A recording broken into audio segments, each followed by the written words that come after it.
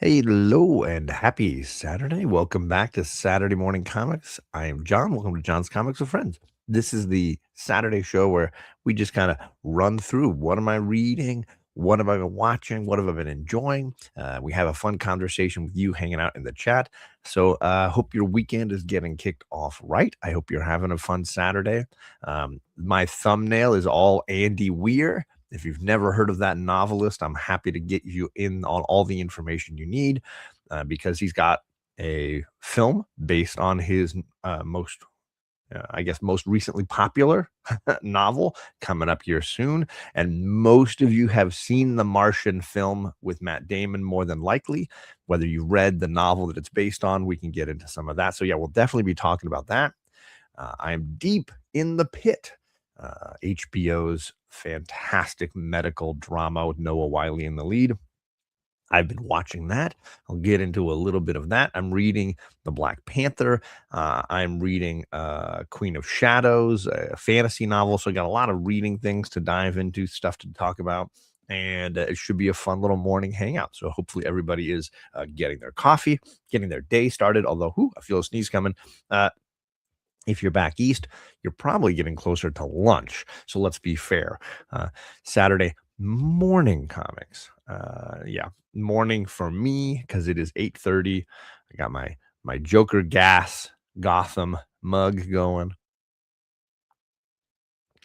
And things are going on. Things are happening. Let's jump into the chat, say hello to our friends, and then get into some good chat conversations. We firstly, of course, have Ruben Guzman, tailgater extraordinaire. He was here before we went live. Thank you, Ruben. I hope Saturday's going well. There's a Comic-Con coming up. I don't know if Ruben, if you're planning to go to WonderCon, let me know. I want to make sure we meet up, hang out. I'm happy to drive. If you need carpooling, happy to save you the parking costs. You let me know, buddy. We got my man, John, Big Daddy Ross. What's going on, John? He's been doing these phenomenal live streams with No Good Comics and Broke Boy Noah. And they've been talking about music lately and expanding my mind. I feel like the first time you hear Led Zeppelin or something, my mind is being expanded.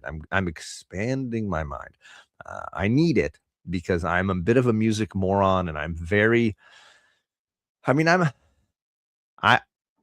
the nice way to say it when I was young was that he's an old soul. The rude way is I'm crotchety and certain things, there's certain things, even when I was a young person, music irked me. And I was very particular about what I listened to. I did not listen to modern stuff, even in the 80s and 90s when I was a teenager and I should have been all into Nirvana and all that kind of thing. It was a meh experience for me. And I was far more interested in 50s soul music even then. And it was hard to get me out of, an Otis Redding, Sam Cooke headspace. So the benefit is there's been a few times in my life when someone like this gentleman with Justin and Noah have pushed me to try music more broadly and experience things right outside of my comfort zone.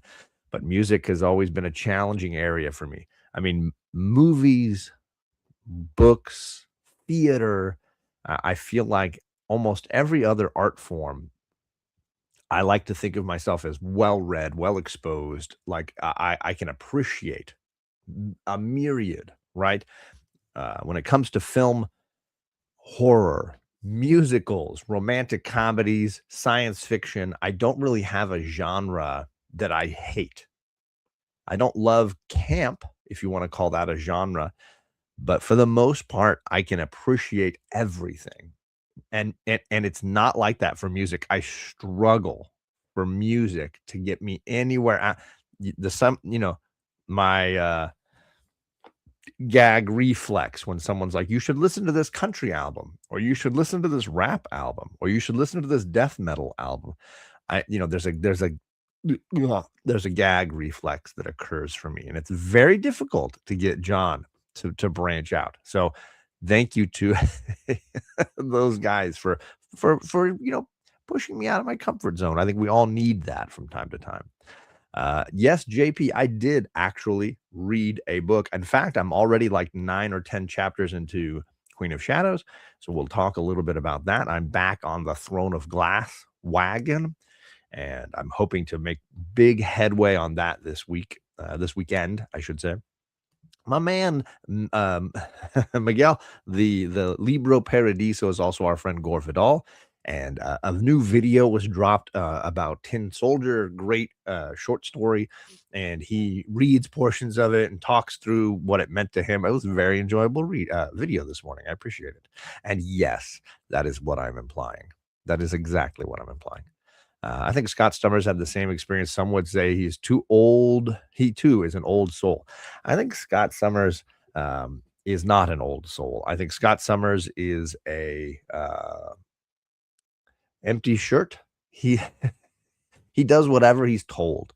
In that way, he is the scariest thing to have as a child soldier, because wherever he is pointed, he'll go. And I worry that he does not have much of a backbone, but maybe that's just me. Yes, John, of course, happy to do the shout out. Enjoyed the discussion. Yeah, it was a very entertaining discussion. I totally agree. So yes, let's dive into this discussion today. We're talking about books already, so let's go with the thumbnail for this is from a science fiction novel that's becoming a film that I believe is dropping in, I want to say 2-3 weeks. The movie and the book are Project Hail Mary. The writer is Andy Weir, who kind of rose to prominence a few years back with the publication online at first and then through Amazon of The Martian. This became a film by Ridley Scott with Matt Damon, among many others, and a very, very phenomenal, like, first big book for him. And I remember, I want to say I read the book and then saw the film. The Martian was such a captivating read. The characters are so well portrayed. The drama is so wonderfully played out. And I think the film is a marvelous adaptation of it. So if you've seen the movie and never read the book, and enjoyed the film like most of us did, I recommend reading the novel. There is obviously so much more in the book, and the science is so much more deeply investigated in the novel. I highly, highly recommend it. And the beauty of The Martian is the way the narrative plays out, because and it's kind of true in Project Hail Mary. The idea that the structure of the book is built around the knowledge of the protagonist, meaning at the beginning of The Martian, he wakes up with a puncture in his uh, EVA, his spacesuit, right? And he's left alone on Mars. The rest of his team has taken off, and he's like, I don't know if anybody knows I'm alive or dead. I don't know if I've got any way to survive here. He gets back into the lab. He stitches himself up. He drops an F bomb, and he's like, okay, now I need to science the S out of this and figure out a way to save my life. And it goes for a big chunk of time before he figures out a way to talk to other people, right? To express. The novel stays with him, and it takes a while before the humans on Earth and this one human on Mars to be able to speak and communicate. And then the narrative shifts to now we've got two groups and another group on its way home in space, and the structure of that informationally, where each character has information that the other doesn't, and you're sort of like, trying to connect across vast distances. It's beautifully done in both the book, but in the film as well. Um, Project Hail Mary has a similar conceit. Those of you that haven't read it, the book focuses on a character who kind of, in the very first scene, awakens from what I think we would all call hypersleep, right? He was put into a comatose state for a very long journey through outer space. And he wakes up with this massive beard, and this is the very opening of the novel. He's in a spaceship with a robot like arm that kind of comes and has been taking care of him, and the two other astronauts with him are completely mummified dead, meaning they died, and the trip has been so long that their corpses have dehydrated to almost nothing. And it's just him. And our protagonist cannot remember how he got here. So he has to, like, walk through how to save himself He's in the middle of outer space. He doesn't recognize any of the stars or planets he sees out the windows. He has no recollection of how he got here. And the book spends almost its entirety filling in the blanks. He'll go for, a couple of days trying to like do something in science, and then he'll have a memory. Then it pieces something together for him. Oh, wait, there was this catastrophe on Earth, and I was part of a science team. What were we doing? And little by little, he's able to uncover the truth of how he got from point A to point B. That's the structural conceit of the novel. It's very entertaining, that design, and that was one of my favorite things about Project Hail Mary was the way that Andy Weir kind of structures the information release, right? It's like a floodgate, and little by little, he's becoming aware of how he got into this predicament and what the predicament kind of means. So that's one of the things I really liked about it. I wanted to make sure I highlighted right off the bat. We got some folks jumping into the chat. Of course, my man Scott. What's going on, Scott? The student of comics. Hope Saturday is doing all right for you guys. What's Flower up to? Give us a Flower update. Robert is in the chat. What's going on, Robert? Good to see you, Gramps. He says, me at the end of a Project Hail Mary. I will say I did get teary at the end of the book, for sure. I didn't think I would because I was feeling kind of disconnected from it at the end, but I'm happy that I was. We got my man Matt in the chat. He's saying, good, happy Saturday to everybody. Good to see you, sir. We got Rod, the Rican. What's going on, my man? Rod is in the chat. Happy Saturday, buddy. I hope things are going well. Hit the like and subscribe. Thanks, buddy. I appreciate that. Well, did I miss something? Flower is doing great. Good. Happy to hear Flower's having a good Saturday. That's Scott's dog. And she's a sweet girl. So that's the structure of Project Hail Mary. The substance of Project Hail Mary is the science and ultimately the relationship that occurs between our protagonist and an alien life form that he meets on the far edges of the universe. And the two of them being intelligent, science-minded individuals, one maybe more of an engineer, the other maybe more of a biologist, are teaming up to solve this catastrophe that they find themselves in. And that's the core of the plot, right? That's the core of the story, is these two characters and the way they're connecting. This astronaut whose last name is Grace, and this alien who he calls Rocky. And Grace and Rocky are kind of stuck together, but also very compatible as far as how they think and how they problem solve, and the needs that are driving them are very much aligned. And that's the friendship maybe that's at the core of it. It was very well done, and I think the friendship is the highlight of the book, more than obviously the structure that I really enjoyed.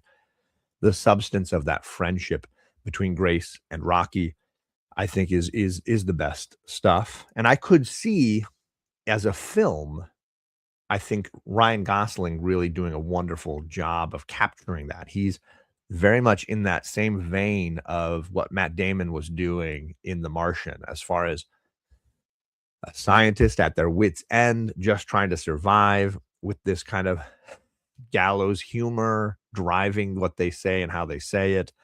I could definitely see this being a great performance, something that would be perfect for Ryan Gosling. So I am curious to see the movie and kind of how he plays the part. I do think this will be something kind of fun for him. The drawbacks of the book for me were I was not as emotionally invested in the story, and I didn't feel the science sequences were not as profound and meaningful or well written as they were in The Martian. So that was the part that was holding me back from loving this book. The Martian, they do a great job of presenting a problem, being overwhelmed by it, working through solutions, having failures, and then successes. And you feel this like pins and needles drama tension thing happening. And I feel like in this book, everything happens so quickly. You get problem and solution so quick that you're never able to kind of like worry about the problem, because the problem gets solved so fast. and that doesn't really create a sense of tension. So there were definitely issues with the tension for me. It was not a failure by any means. I think I would give this book a 7.5 out of 10 for me. It was very entertaining, and I definitely read it, in the course of less than a week. So clearly I was not hating it at all. But I would give The Martian probably closer to a 9 out of 10. I really enjoyed that book. So there's a gap there for me just in the way that it was presented. I don't know that that will be a problem for a film.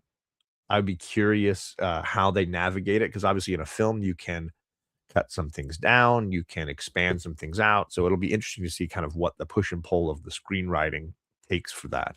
Um, JP says, I need to read The Martian, enjoyed the movie and enjoyed Project Hail Mary. There you go. So he's read one and seen the film of the other. So we'll see if he watches the movie Project Hail Mary or reads the book The Martian. Could be interesting.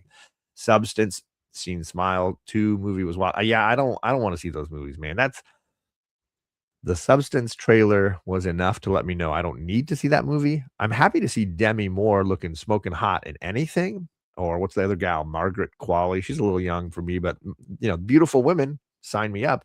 That disturbing, no. And Smile, same, yeah. My taste for modern horror has dwindled significantly. I don't know that I've loved a horror film in a long time because I feel like horror films these days are usually just trying not to create a thrill ride, but really just to disturb or disgust me. They're not, I mean, I liked Hereditary a lot, and that one was on the edge, but it seems like most horror films just want to disgust you and just leave you with this feeling of like, oh God, ugh, right? Or there's maybe like something that wants to just like completely haunt you after, but there's no real like substance to it. So I struggle with horror post like Scream. I think Scream was probably the last horror film that I truly loved, where I was like, I want to rewatch this. Invested in this. I love the characters of this. This is really just something amazing. Hereditary comes close, but it's still so disturbing. I don't really want to ever rewatch it. So with horror in 2026, I think the genre of horror has shifted in a way where my girls probably love it. But I don't know that anybody's ever really rewatching these. I don't know that anybody's like, "Oh, I wanna go watch Substance again or Smile 2 again." I don't know how much that happens. It doesn't feel like a thing. Um, Educator of comics. Well, I'm not gonna talk a ton of comics today, but we'll see. I might get a little bit. Scott says The Martian is very much, "Oh, wow, how's he gonna get out of this?" And then, phew, and then, "Oh, no, how's he gonna get out of this?" Over and over in the best way. Yeah, and and he also, like, has a ton of, like, trial and error and mistake, and I don't feel like it plays as well in Project Hail Mary. In Project Hail Mary, my concern is everything seems so easy. Every all the solutions seem so easy.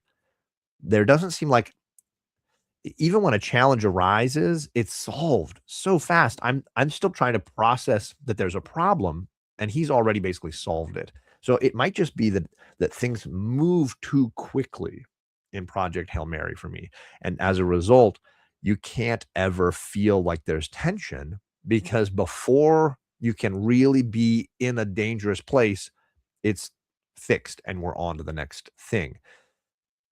I think a movie could solve that, right? I think a movie, the way you edit it, the way you shoot it, you would be able to maybe feel the tension in those sequences longer.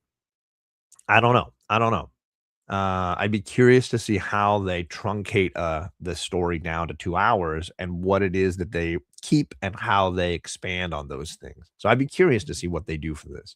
I am excited to see it. I love Drew Goddard is the writer. He did The Martian as well. So the screenwriter for both is the same. So you have the same kind of sensibility, the same uh, a novel writer behind it all. So I think in that way, I think you have some consistency for the films. Obviously, they don't have Ridley Scott directing the movie, so that's going to have an impact. I'm not sure who the director of Project Hail Mary. Let me just check. Project Hail Mary film. Let's see. It is directed by Phil Lord and Chris Miller, the guys that are they've done they did 22 Jump Street. They did the Lego movie. Very talented guys. Lord and Miller are really talented.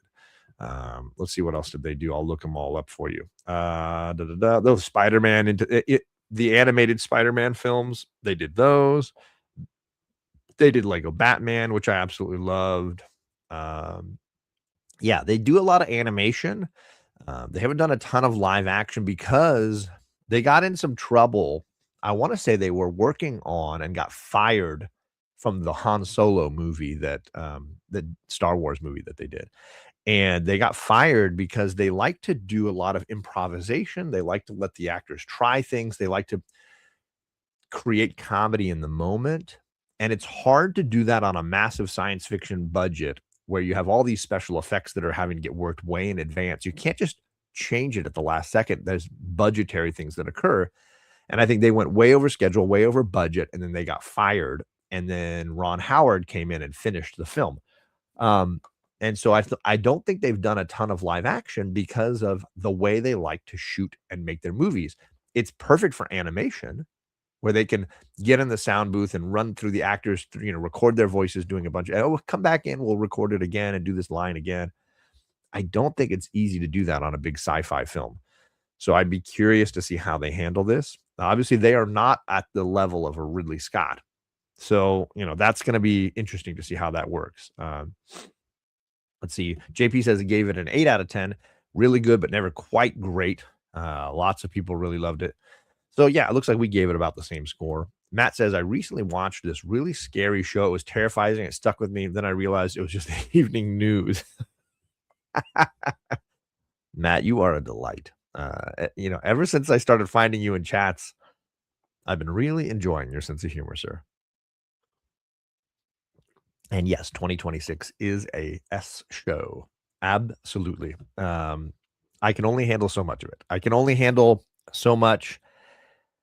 And then, I am an escapist. I like the comics. I like the books. I like the movie to give me a respite from the things I can't control in the bigger world. But I saw a wonderful video, I think it was on Instagram, where a content creator said, escapism is privilege. And I felt so attacked because I've been an escape artist for a very long time, and that's what this comic hobby and this community has meant to me, is a chance to escape, right? But he says escapism is privilege because the people that can escape that evening news are the ones not living in it, right? It's different if you're living in Minneapolis or you're living in Tehran, right?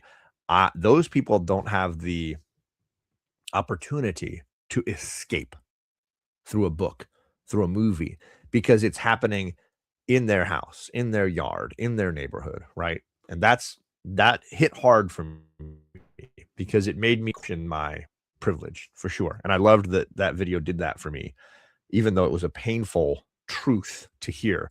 It stuck with me. So maybe something other people might feel powerfully moved by as well, that escapism is privilege. And there are those people that spend their entire lives in escapist techniques, right? The people who don't want to know that the things our government are doing or the things that they voted for are truly harming the people in their own community or the people in nearby communities, because it's easier to shut it out and escape and ignore that truth, that really uncomfortable truth. So sorry to get heavy there for a moment, but Matt got me thinking about that concept. And I think it's an important one. I think it's an important one because obviously if we're making content on YouTube about comic books, we're pretty lucky. There was a common saying in my part of the world is, if you're lucky enough to live close to the beach, you're lucky enough. And it's a common statement, I think, about being happy with what you have and and being blessed by what we have and not being so materialistic.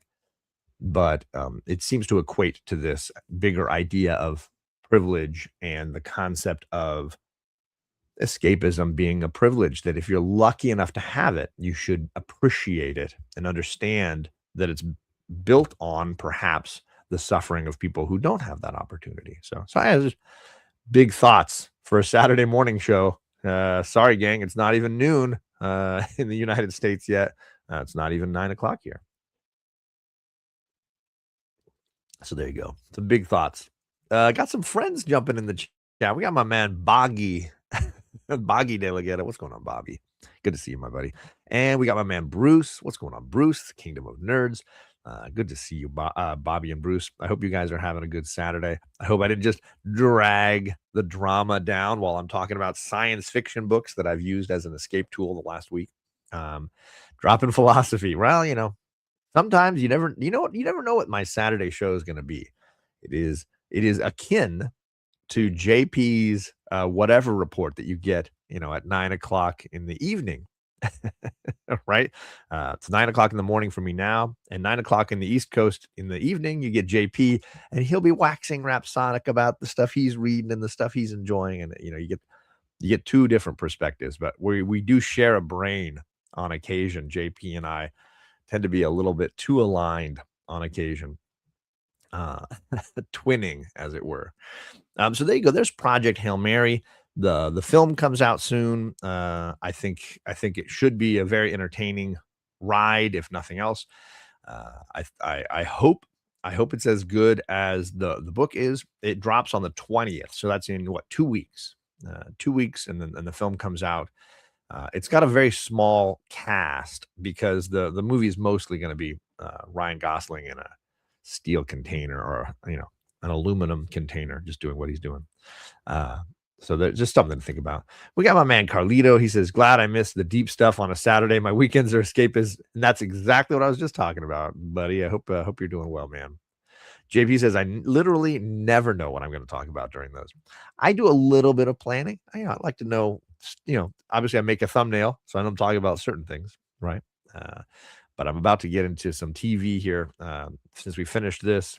Yeah, so Project Hail Mary, that's the main book I've been reading lately.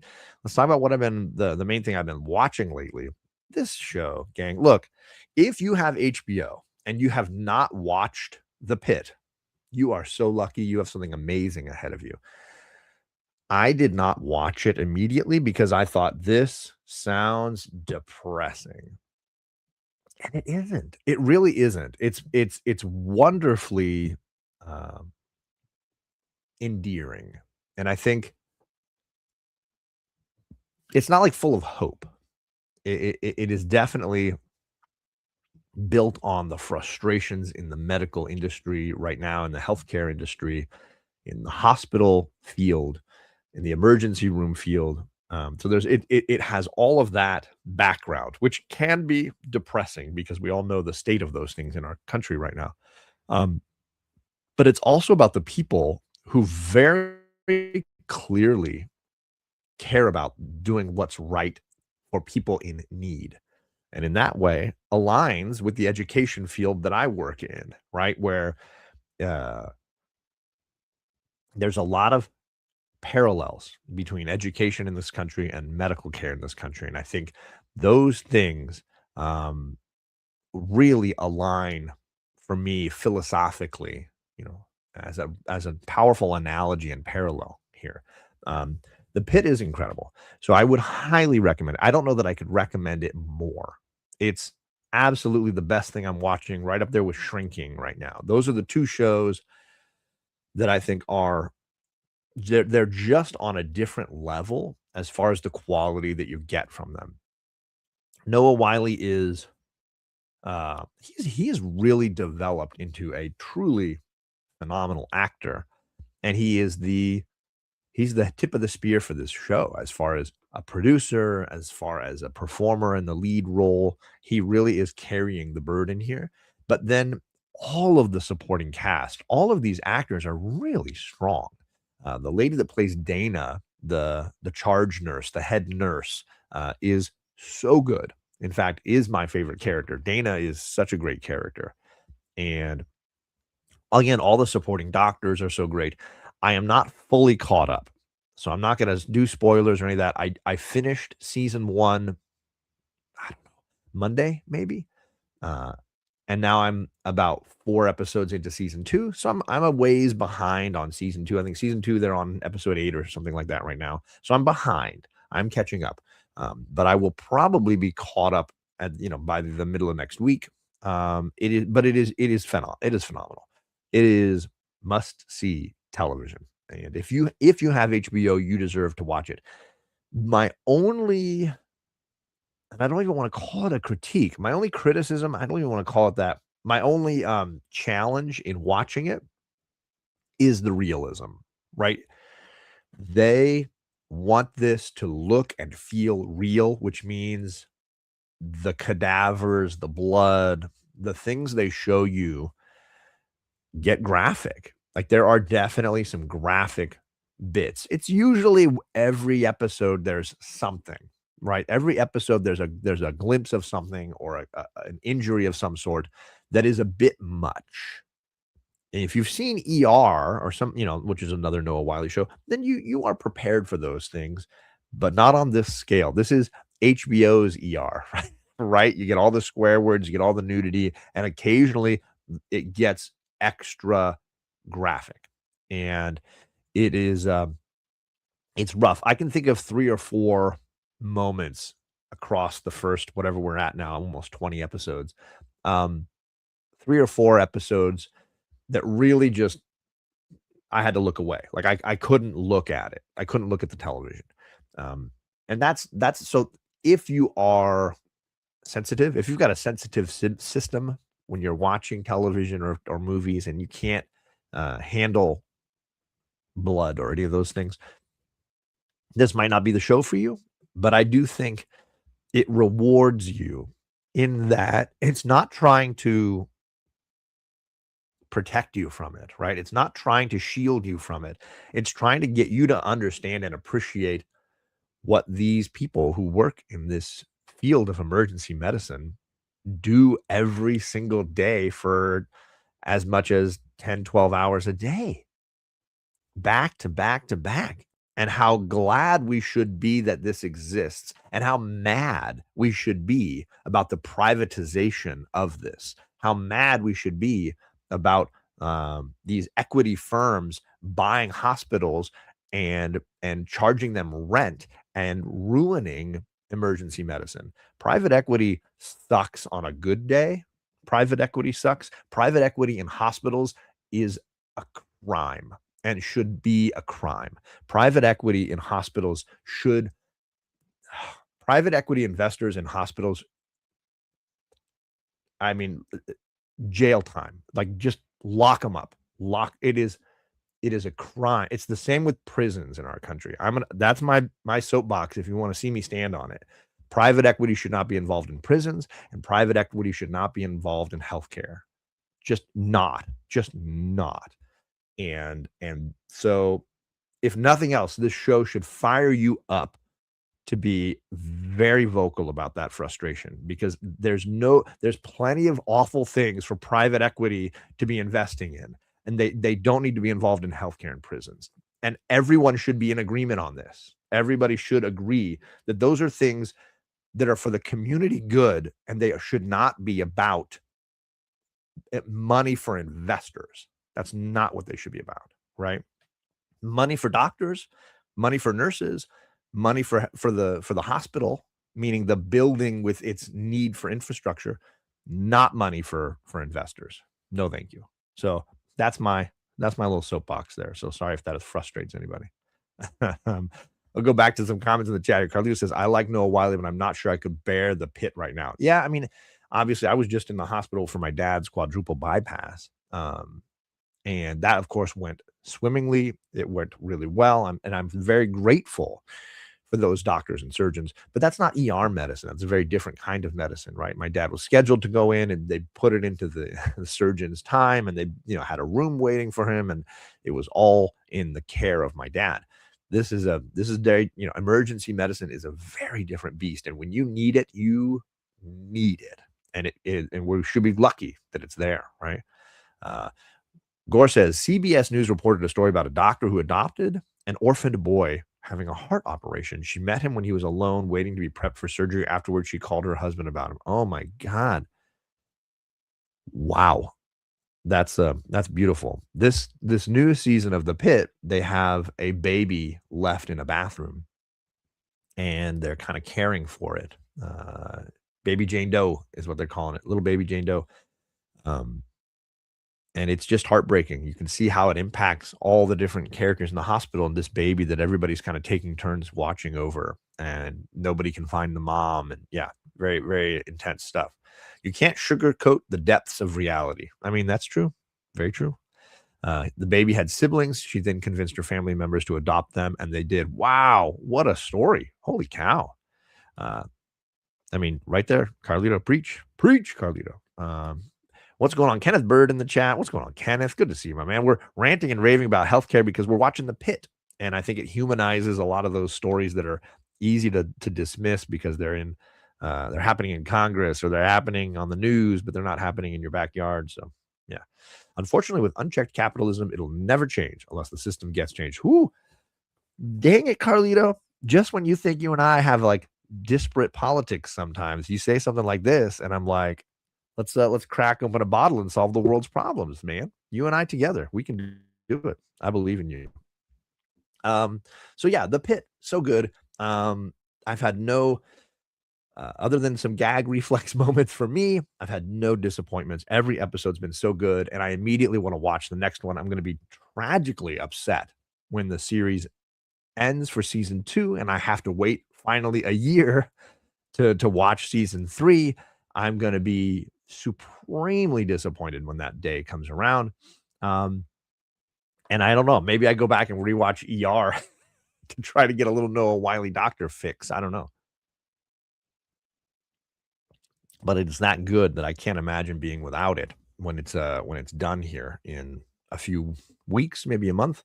I don't know how many episodes this new season is going to have. Let's check The Pit. Season 2.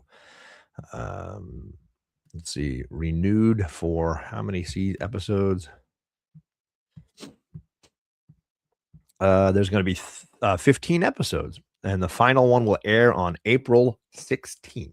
So that'll be very sad. Ooh, Noah Wiley is directing some of the episodes. That's kind of cool. How many? Is he just directing the one? He directed one, two this season. That's cool. Good for you, Noah. I mean, he's really like involved. Oh, he did one in season 1 as well? How did I not know that? I guess I'm not watching. He did 2 in season 1. Good Lord, John, are you not paying any attention to the credits? I guess I'm just so wrapped up in it, I was not paying attention. I guess I should go over I mean, I've talked about it once before. I guess, um, uh, I wanna talk a little bit about the structure of The Pit, because the idea of it is it's like ER mixed with Kiefer Sutherland's 24 as far as the structure, meaning like it all takes place in real time at the ER. Noah Wiley arrives for the beginning of his shift at the beginning of the first episode, and at the end of the last episode, ideally, hopefully, he goes home safely at the end of a day. It is a brutal day, but each episode covers 1 hour in his 15-hour shift, right? Because it's 15 episodes a season, and his shift lasts 15 hours. Now, admittedly, the last season, some complications occurred where he had to work overtime and stay late because there was an emergency in the emergency ward. But also, it covered, you know, he's clocked out, he's saying goodbye to some patients, saying goodbye to some friends, and going to have a beer, right? That first season uh, covers more beyond the shift ending. And I think that was important to have that little epilogue or whatever at the end. It was really kind of an interesting design to the show. And I think it lends itself even more of that realism of like, there's a time crunch. We've got to save this person, their heart's going to stop again in 20 minutes. If we don't get them what they need and they're backed up in the surgery ward and we can't get a surgery consult down here, what are we going to do?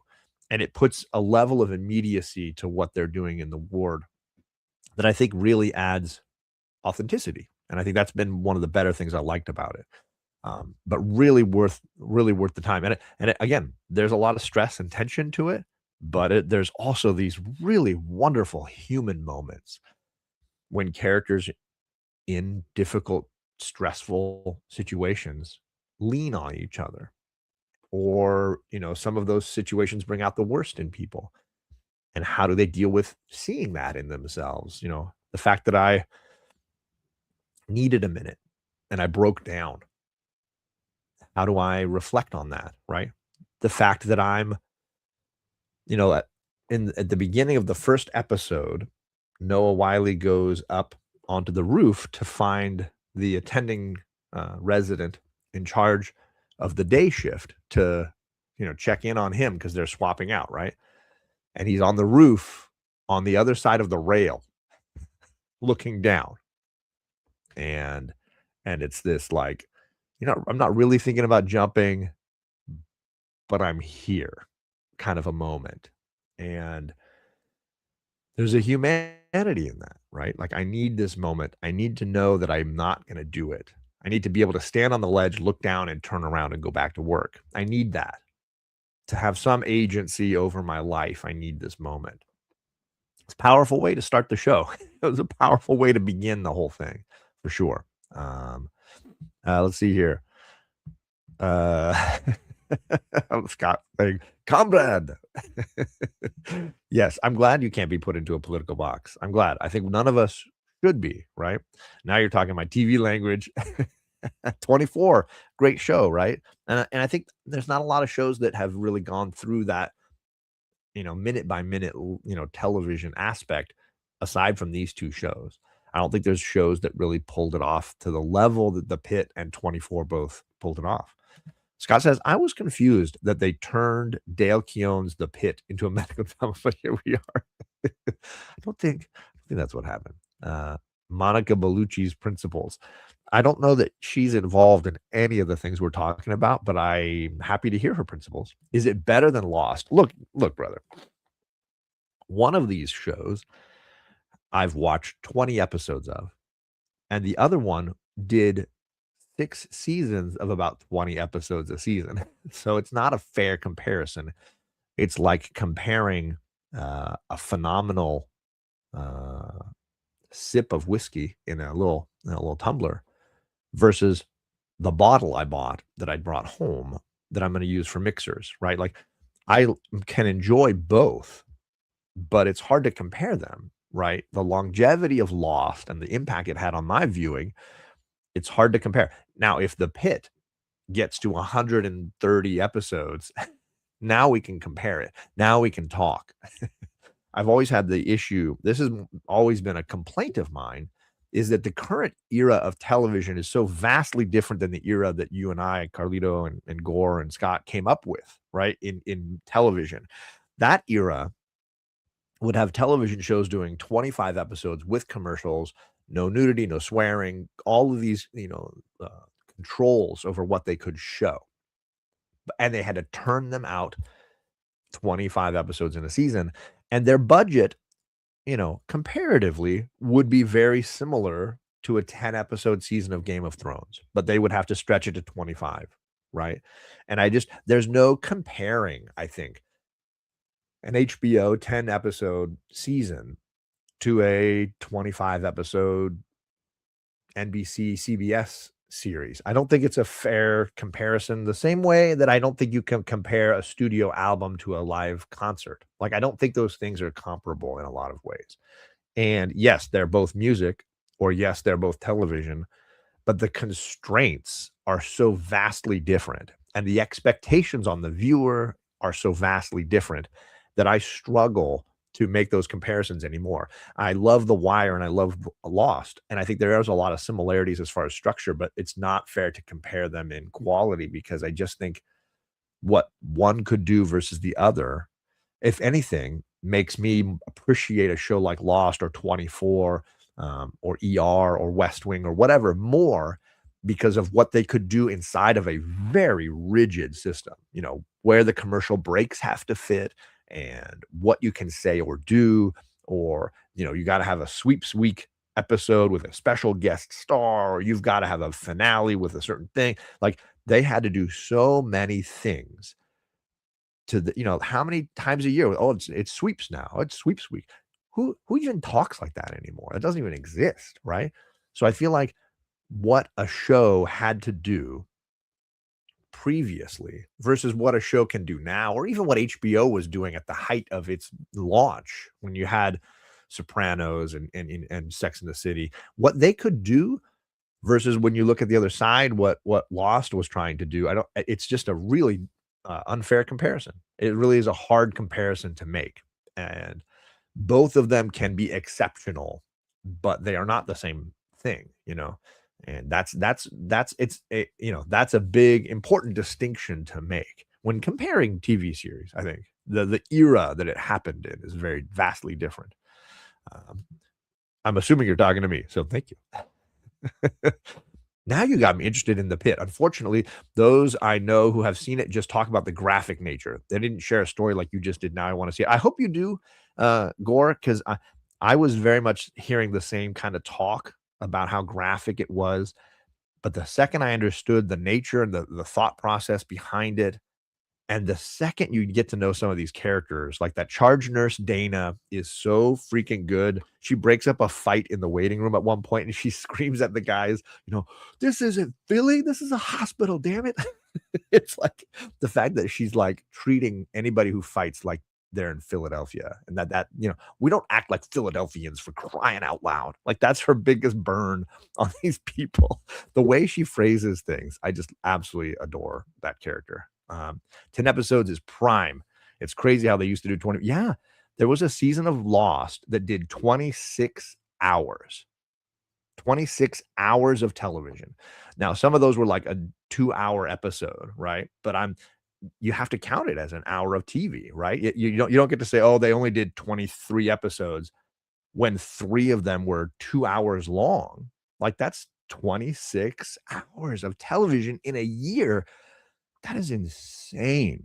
That is a wild amount of television, and the pace of trying to film all of that in 9 months, it is a wild ride. I can't imagine the pressure cooker, right, of trying to get 26 hours of television. It's one thing to do 26 half hours. You talk about a show like, I don't know, Two and a Half Men or Friends or Seinfeld. Try to do 26 half hours. But try to do 26 full hours of television. I can't even imagine. That's a pressure cooker. That is a pressure cooker. Perry's in the chat, the birthday boy. Happy 33rd birthday just a couple of days ago, my man. I hope things are going well. Hope you're having a good weekend. Are you playing some video games, doing some fun? And you'd always get a few episodes of filler, right? A lot of shows had to have filler because how do you stretch a budget across 26 episodes? You've got to have a few without special effects that are like 2 guys in a room, whatever. You've got to really stretch the budget out and just have the characters walking through the jungle talking, not shooting off guns or blowing things up, right? How do you do that on a show like Lost? Very challenging. Let's see here. I'm glad I got you churning. I missed the 20 episode TV runs. I mean, yeah, man. There were some really great shows that really could handle the pressure of that. Just not a lot, right? The new episodes on streaming sites are essentially movies. You're totally right, Matt. You're totally right. And there have definitely been shows.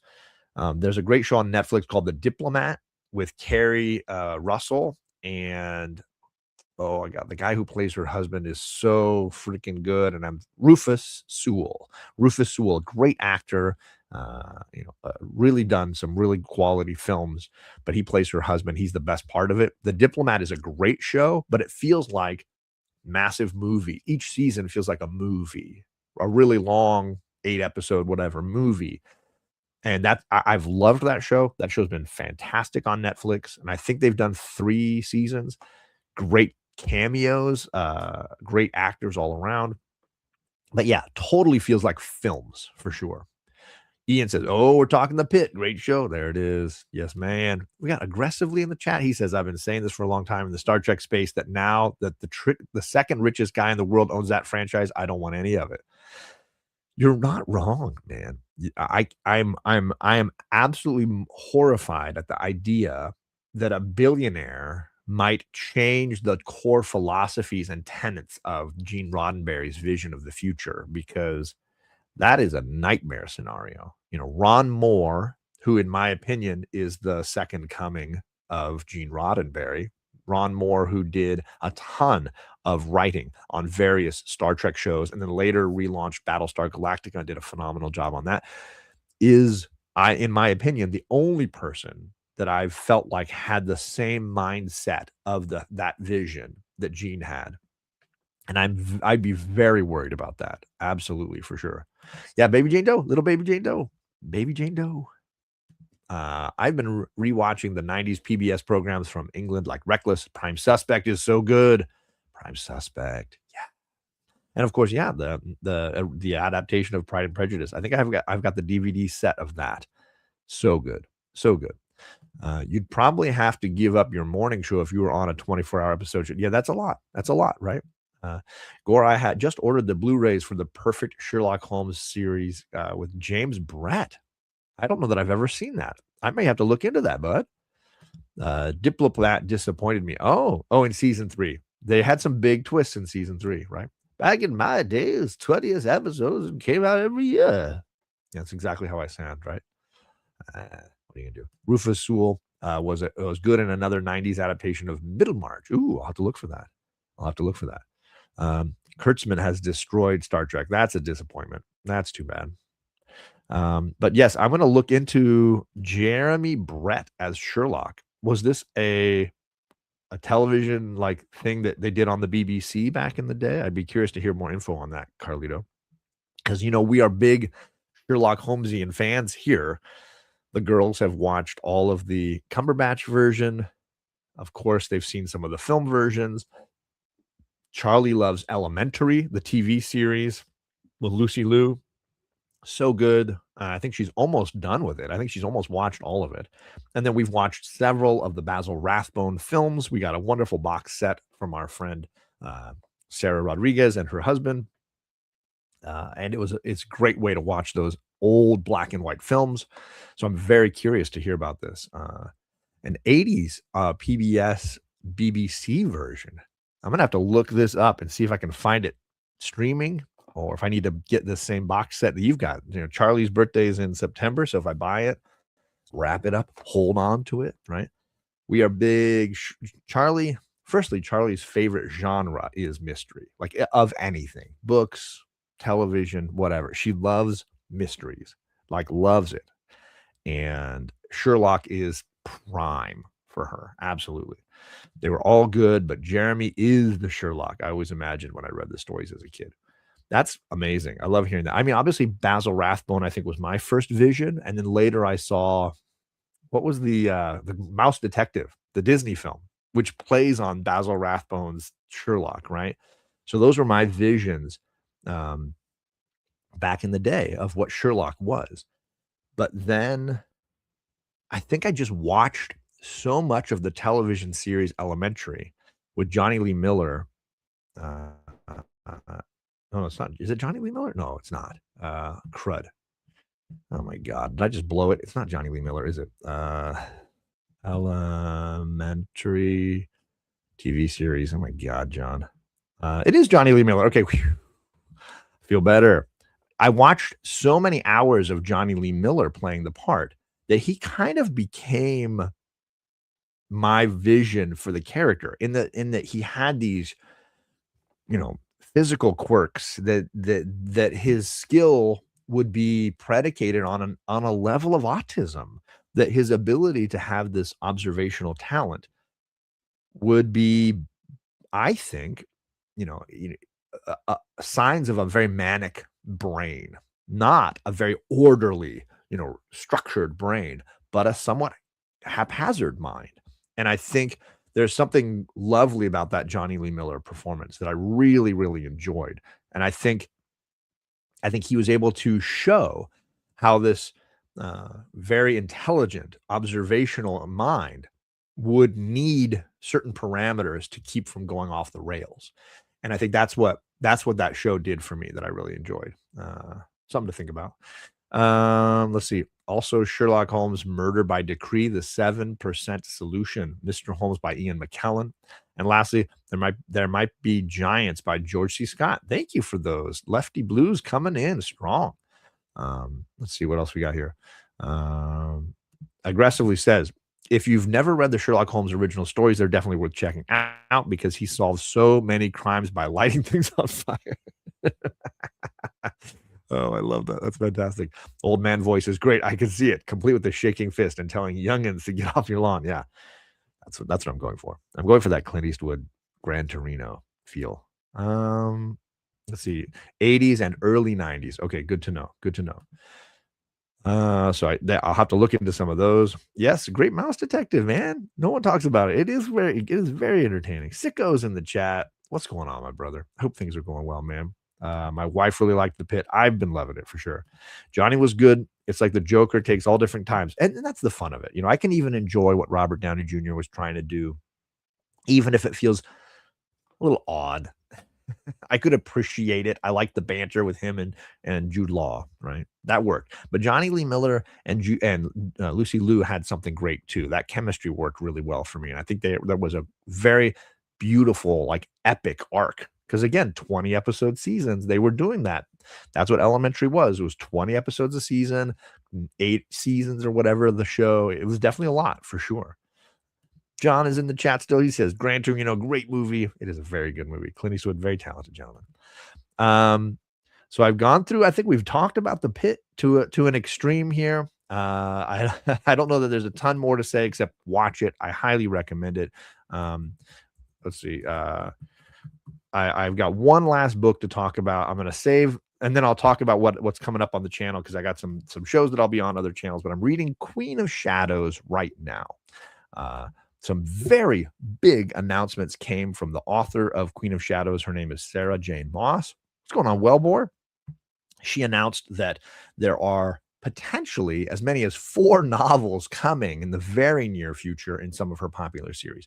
Sarah J. Moss has 3, as far as I understand it, series of novels, and they're loosely connected universe, but really focused on, the Court of Thorns and Roses is the I would say the one that's got the most notoriety. Then there's the what is the CC? It's the initials are CC because I haven't read that series. There's a 3-book series. Oh God, I have not read any of them, so I'm a little lost on that one. It's like the initials are CC. There's 3 novels in that series. It's another fantasy series. And then the one I'm working my way through is called the Throne of Glass series. Crescent City. Thank you. I knew it was CC. I'm like, well, I know the letters. I can't forget. I haven't read any Crescent City. I've read all of the Court of Thorn and Roses, and I've done videos and live streams on all of those. But I'm working my way through the Throne of Glass series. I've done, I think, 4 of the novels and done live streams on all 4 of those. And now I'm reading the 5th, technically the 5th. I'm counting the prequel novels. The 5th of that series. So I've got the 4 largest books in the series left to read. This one, and then the double read that kind of run these 2 novels that run parallel, and then the most recent one after that. So I've got a lot of reading to catch up on, and I haven't touched Crescent City. Is demanding you read. It's on my list, but I feel like I need to finish the Throne of Glass because I've bought all of them and I've got to get through them. But I do hear great things about Crescent City as well. The news is that Sarah J. Moss announced that the Court of Thorns and Roses is coming back in the fall, that there's going to be a book published, and that potentially it's part 1 of like a 4-part series of books, and that the other 2 and 3 are already done, and that she would basically run I was going to say run a train. She's gonna run those 3 books real quickly on the heels of one another, so that you get like October, January, February, bam, bam, bam, 3 books in a row. And that she is currently tinkering on the 4th book to finish that little set of 4. So a lot of novels from Sarah J. Moss coming immediately. And so that means fans like me who have 7 books to read before October have a lot of books to read. I got a lot of reading to do, a lot of work. to get done. So I'm going to work on Queen of Shadows, and then I'll work on the two-part books that go hand in hand. I'm not sure how I'm going to do the dual read. I've got to talk to my book talk homies. I've got a little book talk chat group on Instagram with my guys who've been reading with me and doing the live streams with me. So I've got to jump back in there and really decide how I read those once I finish this book. The Throne of Glass novels are just classic fantasy novel story writing. You've got a female character with all these skills, with villains behind the scenes manipulating them, and they're trying to play this Game of Thrones, this double dealing, and learn about their abilities and the dangers in the world. And so it's a very entertaining universe. We've talked a lot about it. I loved the third novel, the one that basically precedes this one, if you take the prequel book out of the picture. So I'm excited. I've been enjoying this. I'm about 10 something chapters in to the book already. It picks up right up where we left off. Sadly, I'm back with a character I don't love. Kale is a little annoying at times. He's a bit of a wet rag, so I'm not really loving him. So in that way, I'm just trying to get into the main story. We finally got to reacquaint ourselves with one of the villains from the main protagonist's past. And so that character's back in the scene now. The gentleman who basically trained her to be a fighter, and who she feels betrayed her. So there's a little bit of like tension there. And it's going to be a big part, I have a feeling, of this particular novel. So I'm excited. I've been enjoying it. It's flying by already. So I'm sure it's going to be a very quick read overall. You have way more than 7 to read? Wait. No. I'm talking about just the Sarah J. Maas, but buddy, I'm not ready for any of the other writers. I'm not ready for I saw you were finishing Brett Sanderson's or Brandon Sanderson stuff. I'm not ready for any of that. I'm not at your level. You started the race behind me. You've lapped me many times over. I'm not there. I'm not there. You never know what I'm going to do on Saturday. If my daughters are here, it's a very different show, but they don't usually join anymore. This West of the region has work cut out for me to keep up with this initial hour. Yeah, it's only been an hour. Right? Yeah, I've got Red Rising or whatever it's called. I did download one of those, but it's been about a year and a half since I downloaded it. It's just been sitting there. I've been working my way through all these Moss books and the Fourth Wing books, and we've read a lot of stuff, man. We've read a lot of stuff. I'm just trying to keep up. With you guys. So this is the main thing I'm going to be reading this weekend, and I'm excited to kind of get more out of it. But I've also got other stuff coming up. So let's talk a little bit about what I'm going to be doing the next few days. Tomorrow I've got 2 live streams I'm involved with. One of them over on No Good Comics channel. We're going to be talking Black Panther, the Christopher Priest run, the first 12 issues. So that'll be over on Justin's channel tomorrow morning. And then tomorrow night, I'm doing D&D on my channel. And then next week, Omni X-Men is off, but I'll be on Paul and the 619's Amazing Friends shows Tuesday. And then I think it's Wednesday, I'm on with JP, and we're talking about Local Man. It's a really great Tim Seeley series, 90s image nostalgia. There's a hardcover volume out you may have seen. So I'm excited to get into that. So that's a lot of what I'm reading. Local Man, Black Panther, and the Queen of Shadows. Those are the things that I'm kind of powering through right now. I should have some time to really enjoy those today. Nothing big going on around the house. Maybe some gardening, maybe some reading of comics, right? So that's kind of going to be my day. I'll be in and out of the chats, but I'm not planning on being live at any point the next few days, other than those shows that I just mentioned. Very excited. Ooh. Will be except we invited Greg. We invited Greg to that? God damn it. What the heck is wrong with us? I don't know. But yeah, very excited to talk about Black Panther, Local Man, and then read more of Queen of Shadows. Beyond that, it's a pretty light schedule for me. I don't think I've got anything big going on. I am getting ready. There is a comic book convention in my area coming up at the end of the month, and I'm not sure how much I can go to it because Charlie also has a big soccer tournament that weekend.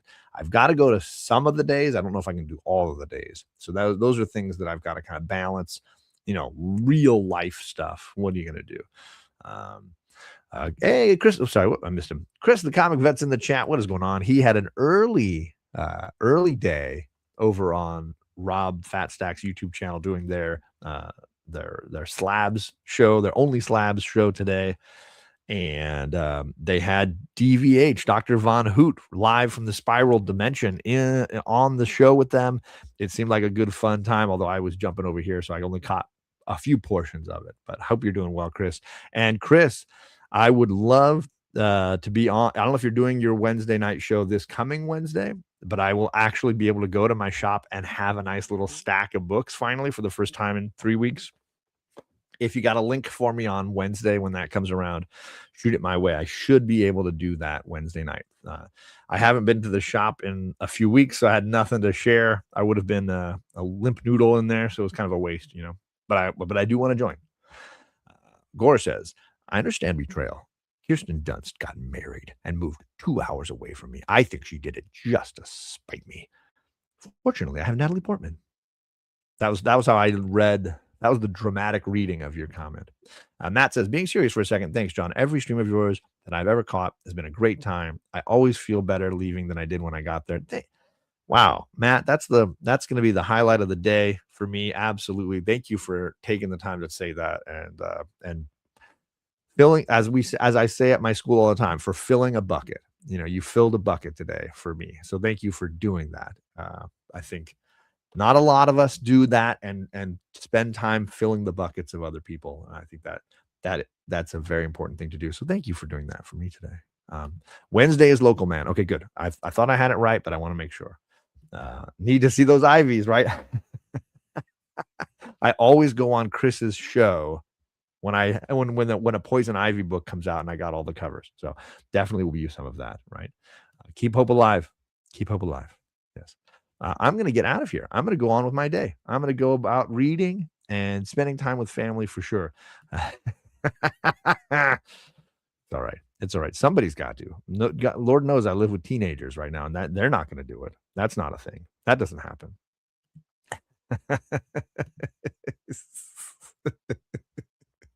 I appreciate all of you. Spend some time watching Gore's newest video. He just dropped it this morning. If you have it, if you want to expand your mind a little bit, think about something other than comics and some more reading material. There was a very entertaining video that he dropped, and I think you should check it out. Impressed Matt's here. What's going on, Matt? Happy Saturday, buddy. Hope things are going. And Kevin, look, these awesome friends jumping in here at the last second. But I'm checking out. I'm hitting the hay. Not really. I'm gonna go read some comics, but I'm bouncing out of here, and I'll catch you guys again tomorrow morning on No Good Comics, and then tomorrow night for D&D on my channel. But until then, have a great weekend, gang, and I'll catch you later.